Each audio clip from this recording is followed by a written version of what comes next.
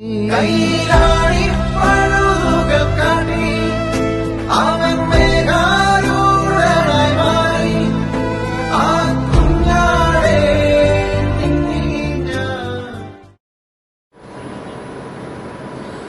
Friday അഥവാ നല്ല വെള്ളിയാഴ്ച, നാം അതിനെ ദുഃഖവെള്ളി എന്ന് വിളിക്കുന്നു. ദൈവസ്നേഹത്തിന്റെ പാരമ്യത്തിൽ ആണെങ്കിലും മരണം നൽകുന്ന വേദനാ വേർപാടുകൾ അത് ദുഃഖവെള്ളി തന്നെ.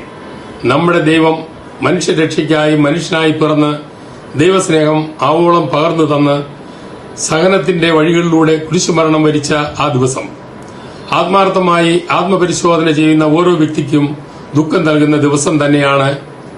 കാരണം ദൈവപുത്രൻ ഏറ്റെടുത്ത ഓരോ ചാട്ടവാറടിയും പരിഹാസവും തുപ്പലും ഭാരമേറിയ കുരിശും വേദനയും മനുഷ്യവംശത്തിന്റെ മുഴുവനും, പ്രത്യേകിച്ച് നാം ഓരോരുത്തരുടെയും പാപത്തിന്റെ പരിണത ഫലമാണ്. നഷ്ടപ്പെട്ട ആത്മീയ ജീവൻ മനുഷ്യകുലത്തിന് തിരികെ നൽകാൻ അവൻ സഹനങ്ങൾ ഏറ്റെടുത്തു. ആദി മാതാപിതാക്കളുടെ ദൈവനിഷേധം എന്ന പാപത്തിന് അനുസരണത്തിലൂടെ വിധേയത്തിലൂടെ ദൈവഹിതം നിറവേറ്റിക്കൊണ്ട് അവൻ പരിഹാരം ചെയ്തു. മനുഷ്യൻ എത്രകാലം എത്രമാത്രം ബലികളെ അർപ്പിച്ചാലും തീരാത്ത പാപകടങ്ങളെ ദൈവം തന്നെ മനുഷ്യനായി ഇറങ്ങി വന്ന് സ്വയം ബലിയായി അഥവാ ബലിവസ്തുവും ബലി അർപ്പകനുമായിക്കൊണ്ട് പിതാവായ ദൈവത്തെ അനുരഞ്ജിപ്പിച്ച ലോക ചരിത്രത്തിലെ ഏറ്റവും മഹത്തായ ദിനം. മരത്താലെ വന്ന പാപത്തെ മരത്താലെ മായിച്ച് ജീവവൃക്ഷമാകുന്ന കുരിശിനെ രക്ഷയുടെ അടയാളമായി നമുക്ക് നൽകിയ പുണ്യദിനം. പാപഭാരത്താൽ നുറുങ്ങുന്ന ഹൃദയവുമായി നാം ആ കുരിശിന് മുന്നിൽ നിൽക്കുമ്പോൾ അത് നമുക്ക് നൽകുന്നത് അപരിമേയമായ ഒരു പ്രത്യാശയും ധൈര്യവുമാണ്. നമ്മുടെ ജീവിതത്തിലെ പ്രയാസങ്ങളെ, പ്രശ്നങ്ങളെ, സഹനങ്ങളെ, പരാജയങ്ങളെ പ്രത്യാശയോടെ നോക്കിക്കാണാൻ, നേരിടാൻ കുരിശ് നമ്മെ ധൈര്യപ്പെടുത്തുന്നു. നമ്മുടെ ജീവിതത്തിന്റെ ശുഭചിഹ്നമാണ് ആ ശ്ലീബ. എല്ലാം ആ കുരിശിനോട് ചേർന്ന് നിന്നുകൊണ്ട് നേരിടാൻ മനസ്സിനെയും ഹൃദയത്തെയും പരിപാകപ്പെടുത്തുന്ന ശാന്തതയുടെ, ക്ഷമയുടെ പ്രതീകം. ആണികളിൽ നിന്നും കുരൂശിൽ നിന്നും കൈകൾ പറിച്ചെടുത്ത് നമ്മെ ചേർത്ത് പിടിക്കുന്ന ആ രക്ഷകന്റെ കളങ്കമില്ലാത്ത സ്നേഹം വഴിഞ്ഞൊഴുകിയ ദിവസമാണിത്.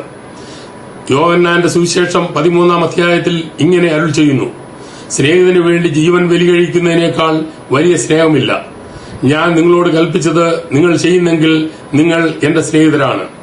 ജീവിതത്തിന്റെ പ്രതികൂലങ്ങളിൽ നിന്ന് ഒളിച്ചോടുകയോ നിരാശപ്പെടുകയോ അല്ല, ധീരതയോടെ പ്രത്യാശയോടെ നേരിടുകയാണ് വേണ്ടതെന്ന് ഓരോ ദുഃഖവെള്ളിയും നമ്മെ ഓർമ്മിപ്പിക്കുന്നു. അതിനായി കുരിശിൽ അരുളി ചെയ്ത ആ ഓരോ മൊഴികളും ജീവിതത്തിന്റെ വഴികാട്ടിയായി നിലകൊള്ളുന്നു. നമ്മെ ഇന്നും ധൈര്യപ്പെടുത്തി ആശ്വസിപ്പിക്കുന്നു. മനുഷ്യകുലം എന്നും അനുഷ്ഠിച്ചു പോന്ന ആ പാപപരിഹാര ബലി അതേ രീതിയിൽ തന്നെ അനുഷ്ഠിച്ച് ബലിയായി തീർന്നുകൊണ്ട് അവിടുന്ന് കുരിശിൽ മരിച്ചു.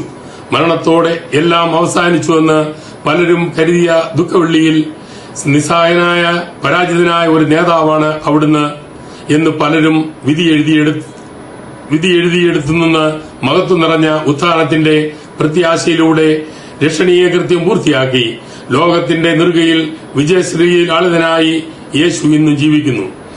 അവിടുന്ന് ജീവിക്കുന്ന ദൈവമാണ്, ദൈവപുത്രനാണ്. അവിടുന്ന് ജീവിക്കുന്നത് നമുക്ക് വേണ്ടി, നമ്മളിലൂടെ ഈ ലോകത്തിനു വേണ്ടി. ഈ ദുഃഖവെള്ളി നൽകുന്ന ധൈര്യത്തിന്റെ, പ്രത്യാശയുടെ, ദൈവസ്നേഹത്തിന്റെ എല്ലാ നല്ല ആശംസകളും അനുഗ്രഹങ്ങളും ദൈവസ്നേഹവും നേർന്നുകൊണ്ട് പ്രാർത്ഥനയോടെ ദൈവം നമ്മെ അനുഗ്രഹിക്കട്ടെ.